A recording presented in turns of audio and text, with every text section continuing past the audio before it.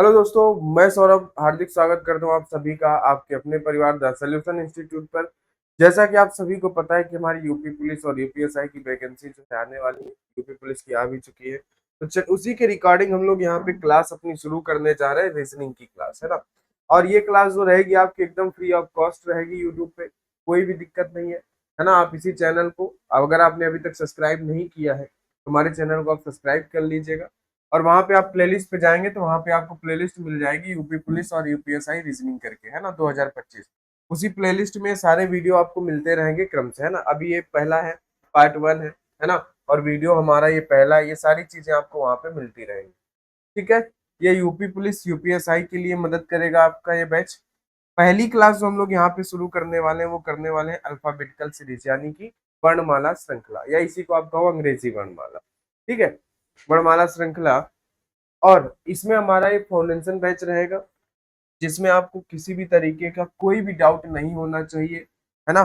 क्योंकि इसमें जो हम लोग आपको तैयारी करवाएंगे ना वो एकदम बेहतरीन तरीके से तैयारी करवाएंगे, और हम लोग 2 मंथ में इसका टारगेट रखते हैं कि 2 महीने में इस बैच को हम लोग खत्म करेंगे। पर डे 2 क्लासेस के अकॉर्डिंग हम लोग यहाँ पे चलेंगे। ठीक है भाई, तो जिन्होंने अभी तक चैनल को सब्सक्राइब न किया वो चैनल को सब्सक्राइब कर ले। और इसका पीडीएफ आपको टेलीग्राम पे मिलेगा, उसका लिंक आपको डिस्क्रिप्शन पे मिल जाएगा। ठीक है, तो टेलीग्राम भी ज्वाइन कर ले, वहां पे इसका पीडीएफ मिल जाएगा जिससे आप अपना नोट्स बना सकते हैं। तो चलिए दोस्त, आगे हम लोग शुरू करते हैं आज की अपनी क्लास को। चलिए, तो सबसे पहले क्लास शुरू करने से पहले मैं आपको सिलेबस दिखाना चाहता हूँ। जो सिलेबस आपको यहाँ पे दिख रहा होगा, coding, decoding, pair formation, letter series, alphabetical series, word formation, dictionary, jumbling, number series, missing number, analogy, similarity, odd one out, है ना, coded equation, dice, cube and cuboid, counting figure, blood relation, calendar, clock, direction and distance, clocks, ranking, sitting arrangement और puzzle, है ना। ये आपके कितने chapter हो गए? 23 चैप्टर हो गए। ठीक है, अभी और भी हमारे पास चैप्टर है, वो भी आपको मैं दिखा देता हूँ यहाँ पे, है ना। देखिएगा जरा, एक भी कोई सिंगल चैप्टर ऐसा नहीं होगा जो छूट जाए यहाँ पे। यहाँ पे देखेंगे Venn diagram, inequality, machine input, statement वाले जितने भी हैं सारे हैं, है ना। केस एंड इफेक्ट वाले हैं, असर्शन एंड रीजन वाले हैं। ठीक है, यानी अभी कथन और कारण है, डिसीजन मेकिंग है, डाटा एफिशिएंसी है। ठीक है, वर्ड बेस्ड प्रॉब्लम्स है, मैट्रिक्स है। यानी कि ये 36 चैप्टर्स जो के हैं ना, ये आपके हैं। देखो, रीजनिंग को आप पता है कि रीजनिंग को हमें 2 भागों में बांटा जाता है। रीजनिंग को कितने भागों में बांटा जाता है? रीजनिंग को 2 भागों में बांटा जाता है ना। आगे अगर हम लोग देखें तो नॉन वर्बल, है ना, नॉन वर्बल।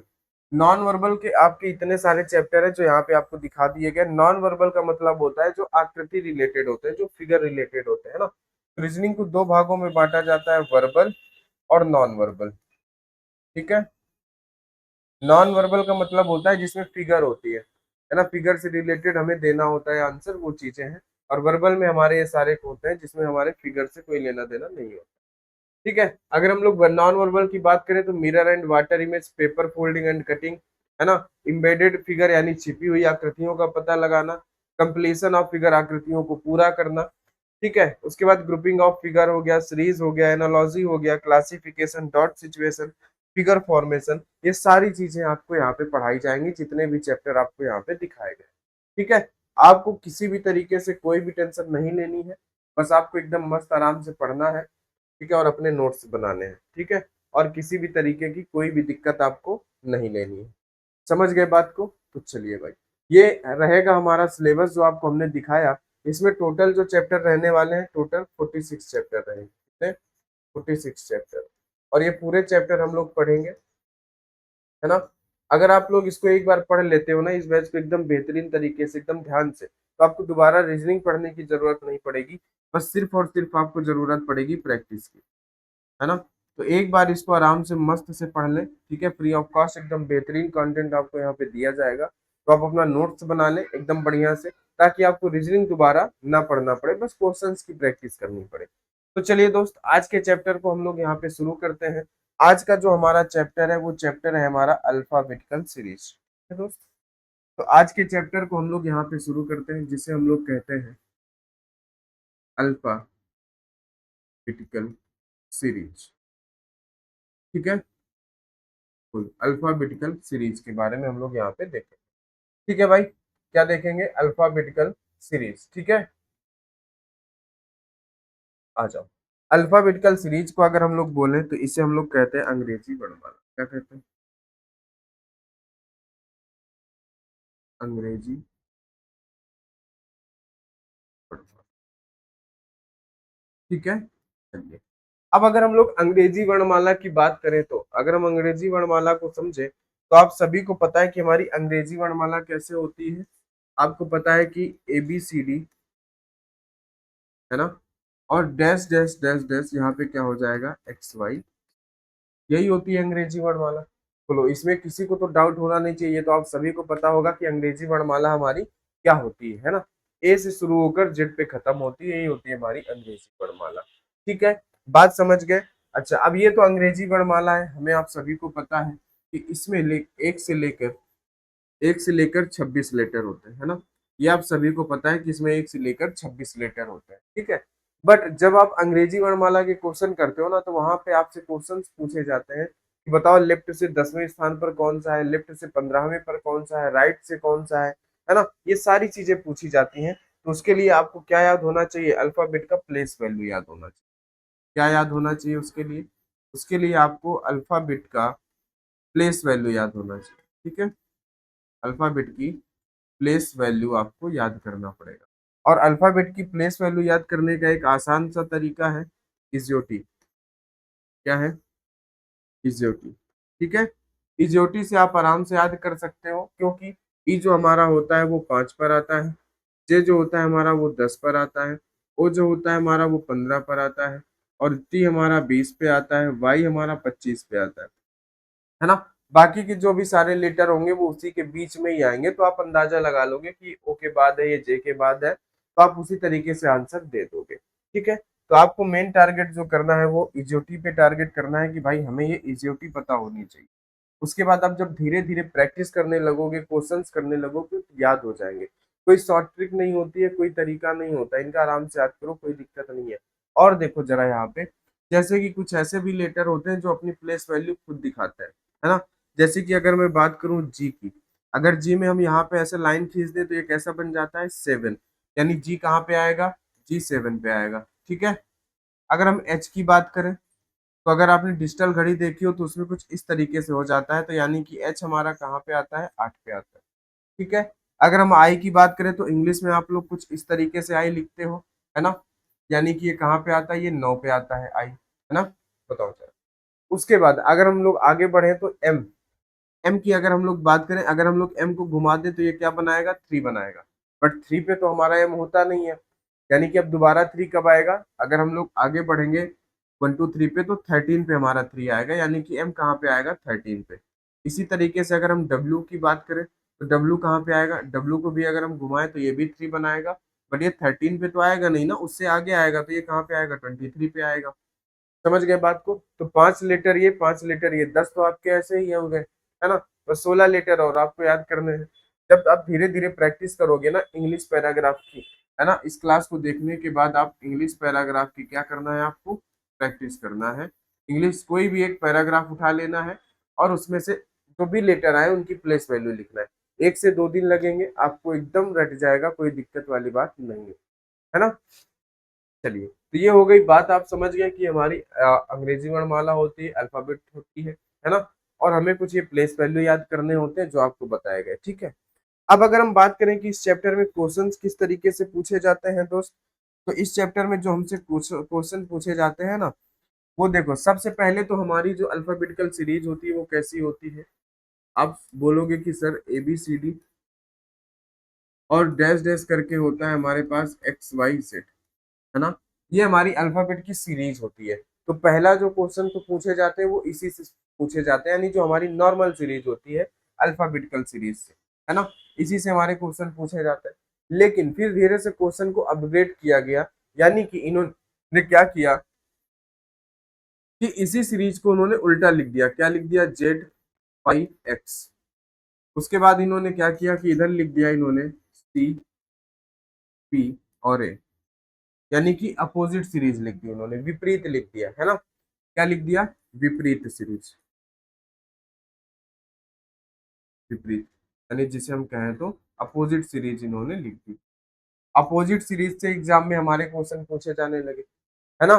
यहाँ तक भी नहीं रुका एग्जामिनर, उसने क्या किया कि उसने बोला कि भाई एक काम करो कि सीरीज में से ना, जो हमारी सीरीज होती है उसमें से सम नंबर हटा दो। क्या कर दो? सम नंबर हटा दो, तो बचेगा क्या हमारे पास? विषम। अगर हम क्या करते हैं, अगर हम सम नंबर्स को हटा देते हैं तो हमारे पास क्या बचता है दोस्त? हमारे पास तो विषम नंबर बचते हैं, है ना। तो यानी कि इन्होंने क्या किया कि सम नंबर हटा दिए तो विषम बचे, यानी कि ए बचा, सी बचा, ई बचा। इस तरीके से करते करते इधर हमारे पास क्या बचा? डब्ल्यू और वाई। ठीक है, बात समझ गए? यानी कि इसे हम लोग क्या बोलते हैं? सम। ठीक है, ये हमारी सम सीरीज हो गई। समझ गए बात को? अच्छा, उसके बाद इन्होंने क्या किया कि बोला कि एक बार हमने सम हटा दी, सॉरी, हमने सम हटाया तो ये विषम बचे ना। आ जाओ, ये क्या हो गई? ये विषम सीरीज बन गई हमारी। समझ गए बात को? ये क्या बन गई? विषम सीरीज। इसके बाद इन्होंने क्या बोला कि इन्होंने विषम नंबर्स को हटा दिए, यानी कि बी, टी, एफ। उसके बाद हमारे पास क्या बचा? एक्स और जेड। यानी कि अब हमारे पास कौन से नंबर बचे? अब हमारे पास जो अल्फाबेट यहाँ पे बचे, उनका जो प्लेस वैल्यू है वो कैसा है? सम है। समझ गए बात को? तो ये हमारे पास चार सीरीज होगी, है ना। इन चार सीरीज से क्वेश्चन पूछे जाने लगे। उसके बाद यहीं तक बात नहीं रही, आगे इनको बढ़ाया गया। पांचवें नंबर पर क्या बोला गया कि सर जो है ना, सीरीज में दो हाफ होते हैं, है ना। एक होता है ए से लेकर एम तक। इन्होंने बोला कि जो मेरा फर्स्ट हाफ है ना, कि भाई फर्स्ट हाफ को हमने सीधा लिख दिया और सेकंड हाफ को हमने क्या कर दिया? उल्टा लिख दिया। इससे भी क्वेश्चन पूछे जाने लगे। छठवें नंबर पर क्या बोला इन्होंने कि भाई हमने फर्स्ट हाफ को उल्टा लिखा एम से ए, और सेकंड हाफ को हमने सीधा लिखा। इससे भी क्वेश्चन पूछे जाने लगे। सातवें नंबर पर इन्होंने क्या बोला कि हमने फर्स्ट हाफ को भी उल्टा लिख दिया एम से ए, और हमने सेकंड हाफ को भी क्या कर दिया? उल्टा लिख दिया। इससे भी क्वेश्चन पूछे जाने लगे। आठवें नंबर पर हमारे पास क्या आ गया? है ना, अल्फा न्यूमेरिक सीरीज, है ना, अल्फा न्यूमेरिक सीरीज। उसके बाद अल्फा न्यूमेरिक सीरीज से भी क्वेश्चन पूछे जाने लगे। अल्फा न्यूमेरिक सीरीज का मतलब हमारे पास क्या होता है? इसमें कई तरीके के लेटर होते हैं, सिर्फ यही नहीं होंगे, है ना। आगे देखो, आगे नौवें नंबर पर क्या पूछा गया? फिर हमसे पूछा गया mixed coding, sorry, mixed series, है ना। फिर आगे हम लोग पढ़ेंगे यहाँ पे मिक्स्ड सीरीज के बारे में भी। यानी हमें इतनी सारी सीरीज इस चैप्टर्स में हमें यहाँ पे पढ़नी होंगी। बोलो बात इतनी आप समझे कि नहीं? हमें इतनी सारी यहाँ पे सीरीज पढ़नी होंगी। और हम लोग शुरू करेंगे अपनी पहली सीरीज से। हम लोग शुरू करेंगे यहाँ से अपनी पहली सीरीज से, और पहली सीरीज को हम लोग यहाँ पे देखेंगे। ठीक है, तो पहली सीरीज के बारे में हम लोग यहाँ पे बात करेंगे दोस्त। ठीक है भाई, ये आपको क्लियर हो गया कि किस तरीके से क्वेश्चन पूछे जाएंगे, कितने सीरीज में क्वेश्चन पूछे जाएंगे, है ना। ये बात तो आपको समझ में आ गई होगी। चलिए आगे बढ़े, अब देखते हैं, चलते हैं हम लोग क्वेश्चंस की तरफ कि क्वेश्चंस हमसे कैसे पूछे जाएंगे। आ जाओ जरा, क्वेश्चंस कैसे पूछे जाएंगे उन बातों को भी हम लोग यहाँ पे देख लेते हैं। जैसे कि पहला क्वेश्चन, अंग्रेजी वर्णमाला में कौन सा अक्षर बाएं से चौथे के दाएं छठवां है? यानी कि which letter will be six to the right of fourth from left in in English alphabetical series. यानी अंग्रेजी वर्णमाला में कौन सा अक्षर बाएं से चौथे के, कहां से? बाएं से चौथे के दाएं छठा है। अच्छा, अगर आपको करने का तरीका नहीं पता है तो आप क्या करोगे? आप बेसिक तरीके से इन क्वेश्चंस को करने जाओगे। बेसिक तरीके से करने का मतलब क्या? आप अंग्रेजी वर्णमाला लिखोगे। अंग्रेजी वर्णमाला क्या होगी? इस तरीके से लिख लोगे, ABCD, है ना।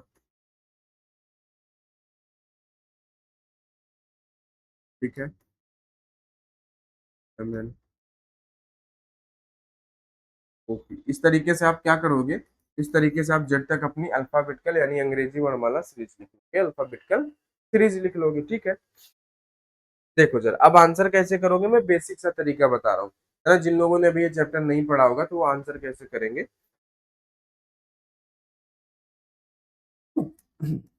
अंग्रेजी वर्णमाला में कौन सा अक्षर बाएं से? अब ये बताओ, अंग्रेजी वर्णमाला का जो हमारी अल्फाबेटिकल सीरीज है, इसका लेफ्ट और राइट क्या होता है ना। बोलो, इसका लेफ्ट और राइट क्या होगा? तो दोस्त इसका लेफ्ट और राइट ना, जो आपका लेफ्ट वही इसका लेफ्ट, जो आपका राइट वही इसका राइट। देखो आप ऐसे खड़े हो, है ना, तो आपका राइट किधर है? इधर है। आपका लेफ्ट किधर है? इधर है ना। तो इस सीरीज का भी ये क्या होगा? ये लेफ्ट होगा, यानी कि लेफ्ट हैंड होगा, यानी कि बायां छोर होगा ये। कौन सा छोर होगा? ये बायां छोर होगा, है ना। ये कौन सा है? राइट है, यानी कि इधर हमारे पास क्या होगा? राइट एंड होगा, यानी कि ये क्या होगा, ये दायां छोर। ठीक है, सॉरी, है ना, ये क्या होगा, ये होगा हमारा दायां छोर। ठीक है, बात समझ गए। यानी कि सीरीज चाहे भले पलटती रहे, लेकिन हमारा लेफ्ट और राइट यही रहेगा, क्योंकि आपका लेफ्ट और राइट तो नहीं बदलेगा ना। तो ये सीरीज का हमेशा और हमेशा लेफ्ट एंड रहेगा, और ये सीरीज का हमेशा राइट और राइट एंड रहेगा। सीरीज भले बदल जाए, सीरीज इनमें से कुछ भी हो सकती है ना, सीरीज इनमें से कुछ भी हो सकती है, बस इनका लेफ्ट साइड हमेशा ये होगा और राइट साइड हमेशा यही रहेगा, ये कभी नहीं बदलेगा। ठीक है, बात समझ गए आप। चलिए, तो अब बायां आपको पता हो गया, बायां छोड़िए है, बाएं से चौथा, यानी कि पहला ये है, दूसरा ये है, तीसरा हमारे पास ये है, चौथा ये। बाएं से चौथा कौन सा है, बाएं से चौथा है डी, है ना। तो बाएं से चौथे के क्या होगा, कि बाएं से चौथे के दाएं छठा। अब बताओ जरा, आप यहाँ पे आ गए तो इसका देखोगे तो लेफ्ट राइट क्या होगा, आप बोलोगे कि सर ये है, मैं ऐसे खड़ा हूं, इसका ये राइट इधर होगा, लेफ्ट इधर होगा। तो बाएं से चौथे के दाएं छठा, यानी कि दाएं हमें इधर जाना है, तो पहला, दूसरा, तीसरा, चौथा, पांचवा और छठवा। यानी आप बोलोगे कि सर इसका आंसर जो होगा ना, वो होगा जे। इसका आंसर क्या होगा, इसका आंसर जे होगा। तो आप जरा बताओ, क्या एग्जाम में इतनी लंबी मेथड आप लगाओगे, बोलो जरा, क्या एग्जाम में आप इतनी लंबी मेथड लगाओगे, नहीं लगाओगे ना। तो इसके लिए आपको एक चीज सीखनी पड़ेगी, वो क्या सीखनी पड़ेगी मेरे भाई, उस बात को भी जरा समझ लो। ठीक है, कि जैसे आपसे यहाँ पे क्या बोला है, बाएं के दाएं, है ना, बायां और दायां आया है, तो क्या हमेशा यहाँ पे बायां और दायां ही आएगा, नहीं। क्या हमेशा यहाँ पे लेफ्ट सॉरी बायां और दायां आएगा, नहीं। कभी कभी क्या होगा कि दोनों क्या होंगे, बाएं से बाएं होगा, यानी बायां बायां होगा। यानी दोनों साइड जरूरी नहीं है कि सिर्फ बाएं से दाएं ही आए, बाएं से बायां बायां दोनों तरफ भी आ सकता है, लेफ्ट और लेफ्ट। उसके बाद दाएं से दाएं भी आ सकता है, यानी दोनों तरफ दाएं से दाएं आ सकता है, यानी राइट से राइट आ सकता है। हो सकता है कि एक तरफ बाएं आए, है ना, बायां, और दूसरी तरफ दायां साइड आ जाए। हो सकता है एक साइड दायां साइड आए पहले, और उसके बाद बायां साइड आ जाए। बात समझे कि नहीं, मैं किसकी बात कर रहा हूँ, मैं इसकी बात कर रहा हूँ जो यहाँ पे दिया गया है ना, कि बाएं से दाएं। जरूरी नहीं कि हमेशा ये बाएं से दाएं ही आए, ये क्या हो सकते हैं, ये बाएं से बायां भी हो सकता है, दाएं से दाएं भी हो सकता है, बायां से दायां और दायां से बायां भी हो सकता है। इंग्लिश में अगर हम लोग बात करें तो ये लेफ्ट से लेफ्ट हो सकता है, ये राइट से राइट हो सकता है ना, ये लेफ्ट से राइट हो सकता है, और ये राइट से लेफ्ट हो सकता है। ठीक है, अब जरा एक चीज समझो यहाँ पे, कि अगर क्वेश्चन में दोनों साइड सेम आ गई है, बाएं से बाएं, तो उन दोनों साइड को हमेशा घटा देना है। जैसे यहाँ पे भी दोनों साइड सेम है, दाएं से दाएं, तो इनको घटा देना है। अगर दोनों साइड अपोजिट है तो हमें क्या कर देना है, प्लस कर देना है। अगर दोनों साइड अपोजिट है तो हमें क्या कर देना है, प्लस कर देना है। सेम चीज यहाँ पे भी, अगर दोनों साइड सेम है तो माइनस कर दो, दोनों साइड सेम है तो माइनस कर दो, दोनों साइड अपोजिट है तो प्लस कर दो, दोनों साइड अपोजिट है तो प्लस कर दो। बात आप समझे कि नहीं समझे, इतनी सी। अब आते हैं क्वेश्चन। अब कैसे करोगे आप, देखो जरा, है ना। अब देखो जरा, इसको आप कैसे करोगे। अंग्रेजी वर्णमाला में कौन सा अक्षर बाएं से चौथा, बाएं से चौथे का मतलब लेफ्ट से चौथा, बाएं से चौथे के दाएं छठा, यानी इसके भी दाएं छठा, यानी राइट से छठवां होगा। बस ये दो चीजें आपने लिख ली। अब जरा बताओ, साइड क्या है दोनों की, लेफ्ट और राइट, यानी दोनों की साइड अपोजिट है, यानी चेंज है, सेम नहीं है। तो दोनों की साइड चेंज होने पर हम प्लस करते हैं ना, बताओ जरा। तो आप क्या करोगे, लेफ्ट और राइट को क्या कर दोगे, प्लस कर दोगे, तो 6 और 4 कितना हो गया, 10। अब जरा सर यहाँ पे ये कंफ्यूजन हो गई कि सर किस एंड से, यानी लेफ्ट से 10वां की राइट से 10वां, ये कैसे पता चलेगा। तो ये आपको पता चलेगा क्वेश्चन से। क्वेश्चन पढ़ते समय जो भी आपको पहला साइड मिलेगा, जैसे यहाँ पे हमने क्वेश्चन पढ़ा, हमें पहला मिला बायां, यानी कि हमें आंसर किससे देना है, लेफ्ट से देना है, 10वां।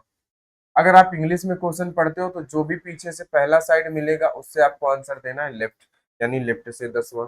और लेफ्ट से 10वां क्या होगा बताओ, ये सीरीज का लेफ्ट साइड है, लेफ्ट से 10वां क्या होगा। आप सभी को पता है कि लेफ्ट से 10वें पर जे आएगा, ई से, ई 5 पर, जे 10 पर।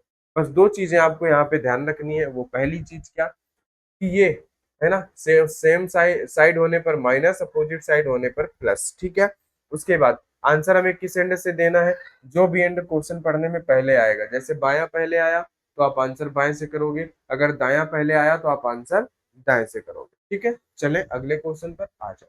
अब क्वेश्चन करने में आपको एक भी देर नहीं लगेगी, कोई भी समस्या नहीं होगी। आ जाओ चलो देखो, यहाँ पे क्या बोला इन्होंने, यहाँ पे बोला कि अंग्रेजी वर्णमाला में कौन सा अक्षर, अंग्रेजी वर्णमाला में कौन सा अक्षर बाएं से पांचवें के, कौन सा अक्षर बाएं से, यानी कि बाएं से पांचवें के, है ना, दाएं 10वां होगा, राइट से 10वां होगा।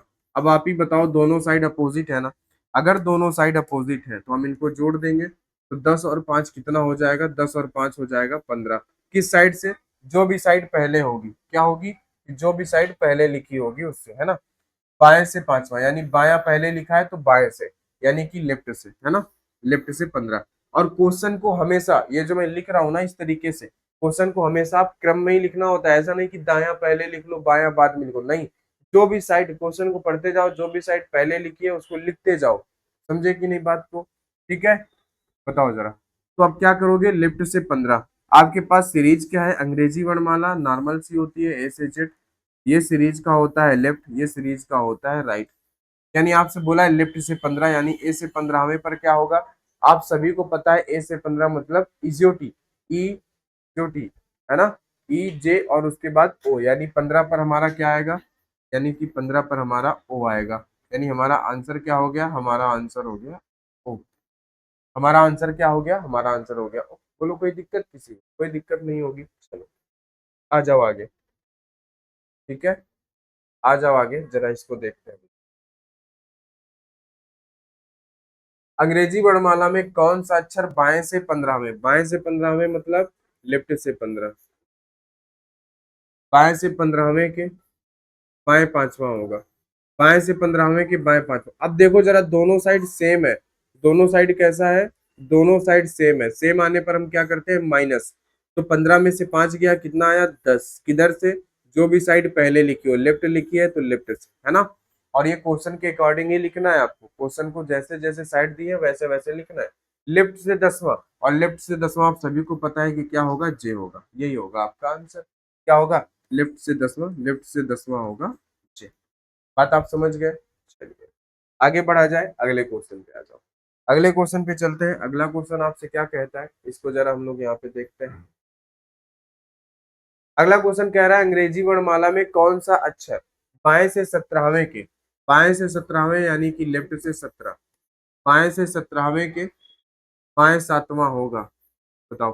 देखो जरा, दोनों साइड सेम है, अगर दोनों साइड सेम है तो हम क्या कर देंगे, माइनस कर देंगे, 17 में से 7 चला गया, कितना बचा 10, किधर से, जो भी साइड पहले है, यानी कि लेफ्ट से 10वां, और लेफ्ट से 10वां आप सभी को पता है क्या होगा, जे। तो हमारा आंसर क्या हो गया, हमारा आंसर हो गया, बताओ कोई दिक्कत किसी को, एकदम छोटा सा सवाल है। और ये चैप्टर पहले इसलिए पढ़ाया जा रहा है ताकि आप कोडिंग डिकोडिंग के क्वेश्चन आप आसानी से कर सको, ठीक है, बात आप समझ गए क्या, चलिए आगे बढ़े, आइए जरा आगे बढ़ते हैं, अगले क्वेश्चन पर चलते हैं। अगला क्वेश्चन आपसे क्या कह रहा है, अंग्रेजी वर्णमाला में कौन सा अक्षर दाएं से पांचवें के बाएं छठा होगा, अंग्रेजी वर्णमाला में कौन सा अक्षर दाएं से पांचवें के, राइट से पांचवें के बाएं छठा होगा, बाएं छठवां होगा। अब जरा बताओ, दोनों साइड कैसी हैं, दोनों साइड अपोजिट है ना, तो इनको जोड़ दो, 6 और 5 11, 6 और 5 11, किधर से, राइट से, राइट से 11वां। अब बताओ जरा, अंग्रेजी वर्णमाला आपकी क्या होती है, अंग्रेजी वर्णमाला आपकी होती है A से Z, है ना, ये इसका लेफ्ट साइड होगा हमेशा, ये हमेशा राइट साइड होगा, है ना।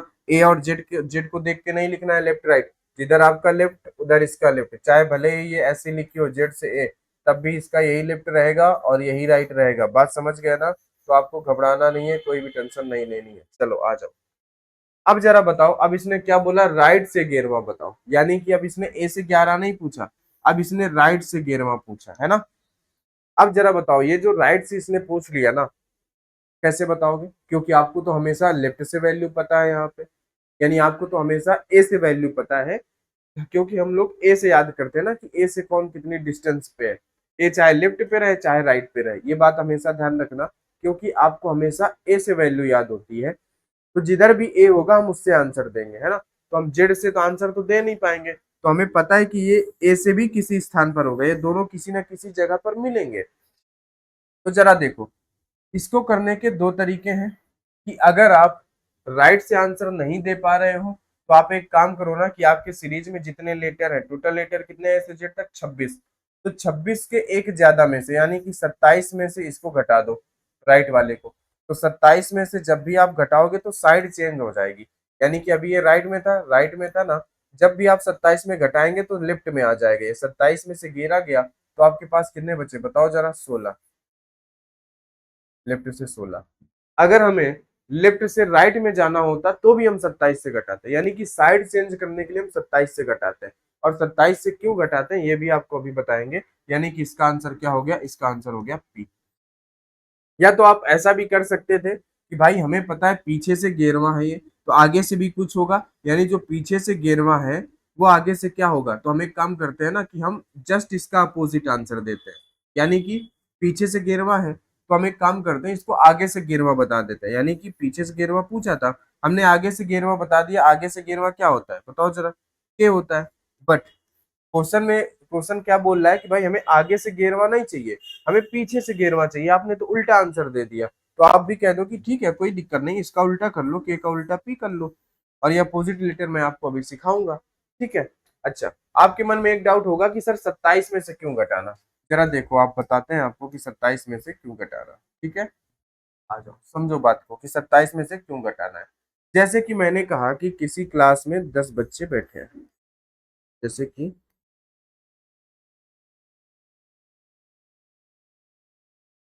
मैंने कहा कि किसी क्लास में 10 बच्चे बैठे हैं, है ना। और इसमें एक बैठा है कौन, मान लो कि मैं ही बैठा हूं, या कोई भी बैठा है, जैसे कि मान लेते हैं कि नेहा है ना।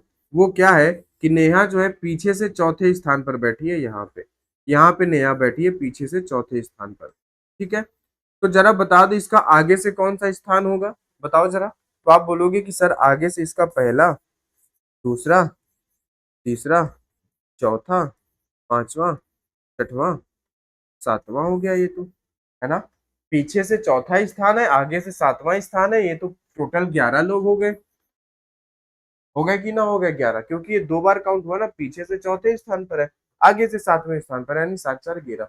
इसीलिए हम क्या करते हैं कि हमेशा टोटल में से एक ज्यादा में से घटाते हैं। अब जैसे हमने कहा कि नेहा पीछे से चौथे स्थान पर है, आगे से कौन से स्थान पर होगी, तो आपको पता है कि टोटल अगर 10 लोग हैं तो हमें एक ज्यादा में से घटाना पड़ेगा, यानी 11 में से हम अगर 4 घटा देते तो क्या आ जाता, 7। अब बात समझे कि नहीं समझे, आपके सामने एकदम प्रैक्टिकली मैंने बता दिया। ठीक है। जैसे मैंने कहा कि किसी एक क्लास में, इसको समझना, किसी एक क्लास में 50 बच्चे हैं, है ना। और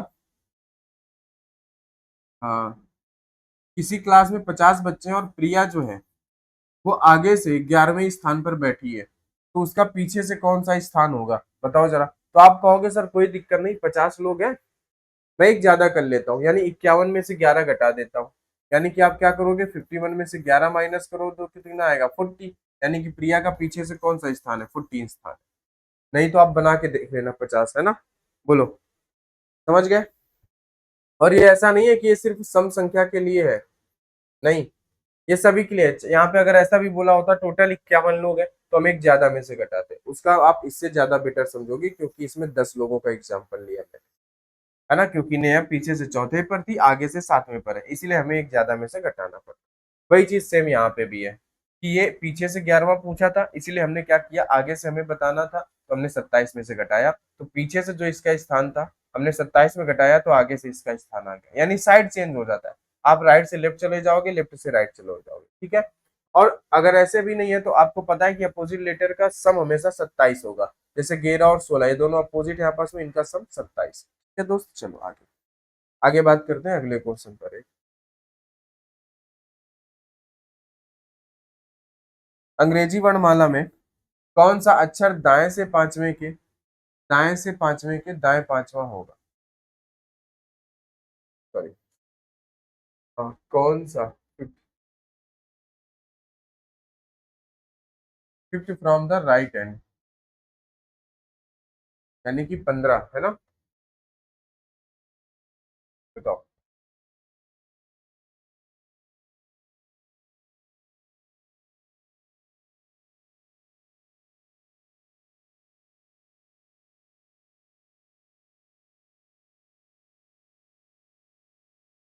ठीक है।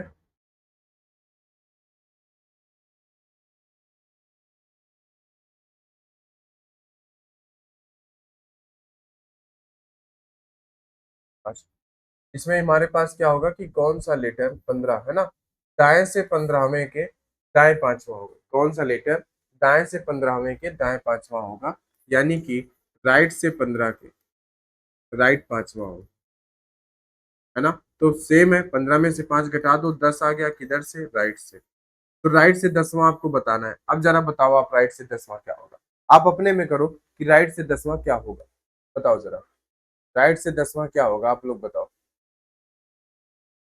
कि राइट से 10वां क्या होगा। ठीक है भाई, बोलो जरा। आप कहोगे कि सर राइट से 10वां, यानी कि हमारे पास सीरीज है अल्फाबेटिकल सीरीज ए से Z, हमें राइट से 10वां बताना है, तो हम क्यों ना ऐसा काम करें कि हम लोग या तो 27 में से 10 घटा दो, 27 में से 10 घटा दोगे 17 आ जाएगा, 17 यानी कि क्यू आ जाएगा आंसर। ठीक है, या तो मैं ऐसा क्यों ना करूं कि 27 10वां पूछा, मैं आगे से 10वां बता दूं, आगे से 10वां क्या होता है, जे, और जे का अपोजिट कर दूं क्यू, दोनों तरीके से आप आंसर दे सकते हो। ठीक है दोस्त, कोई बात नहीं, है ना। तो आज की क्लास में हम लोग इतना ही देखते हैं, थोड़ा सा हम लोग देखेंगे, है ना, ये कॉन्सेप्ट आप लोग पढ़ना, फिर आगे की क्लास में हम लोग कल कंटिन्यू करेंगे। ठीक है भाई, जिन्होंने अभी तक अगर चैनल को सब्सक्राइब नहीं किया है वो सब्सक्राइब कर लें दोस्त। अगर आपको क्लास अच्छी लग रही है, पढ़ने में मजा आ रहा है, तो आप अपने दोस्तों के साथ भी शेयर कर दें। ठीक है, और इस वीडियो को लाइक जरूर करें। ठीक है, चलिए मिलते हैं नेक्स्ट क्लास में, तब तक के लिए आप सभी को बहुत बहुत धन्यवाद।